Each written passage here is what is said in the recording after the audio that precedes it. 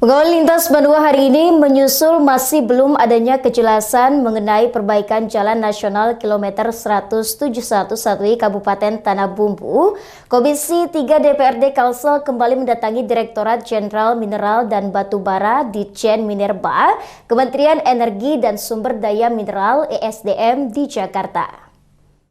Sepertinya masih belum ada kejelasan mengenai perbaikan jalan nasional di kilometer 171 Kecamatan Satui, Kabupaten Tanah Bumbu, pasca digelarnya rapat dengar pendapat dengan sejumlah pihak termasuk LSM. Karenanya Komisi 3 yang membidangi pembangunan dan infrastruktur kembali mendatangi Direktorat Jenderal Mineral dan Batubara, Kementerian Energi dan Sumber Daya Mineral (ESDM) di Jakarta. Dalam pertemuan itu, Ketua Komisi 3 Sahrujani menyatakan hingga kini belum ada skema pendanaan dan jadwal realisasi yang jelas untuk penanganan longsor di kilometer 171. Meskipun kecewa dan geram, DPRD Kalsel akan menunggu, namun dengan syarat dalam minggu ini harus ada hasil final tentang pihak mana yang harus bertanggung jawab, serta seperti apa bentuk pertanggungjawabannya. Ikuti dalam rapat tadi bahwa SDM akan menindaklanjuti dengan berjanji minggu depan persoalan 171 sudah harus ditindaklanjuti.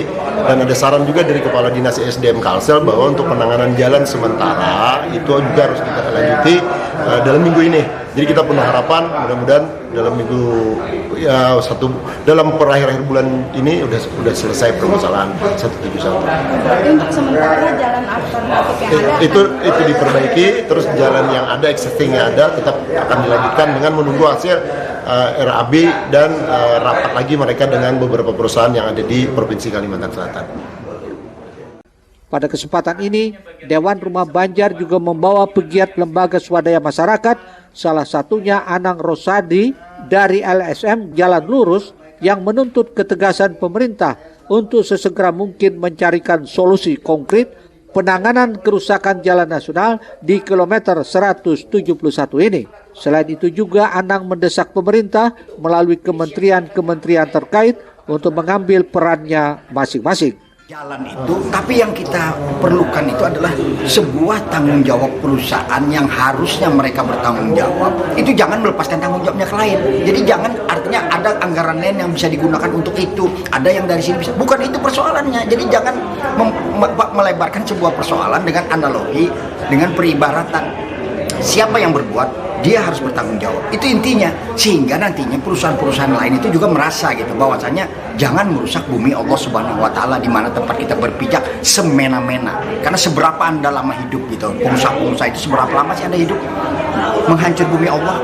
Itu yang harus diperhatikan. Berarti untuk saat ini belum ada kepastian siapa yang bertanggung jawab dan belum ada. Ya, tapi kan dua perusahaan sudah bersedia. Arutmin dan MGAB itu sudah bersedia. Cuma kan soal angka yang berbeda. Nah, penanggung jawab sudah jelas. Nah, keinginan kita adalah ketika misalnya ada yang harus ditekan tanggung jawabnya, maka semua institusi yang ada itu menekan agar mereka bertanggung jawab. Nah, kalau ada yang melindungi quote and quote, berarti apakah mereka melakukan permainan di dalam itu? Itu yang kita pertanyakan. Muhail Fajar TV.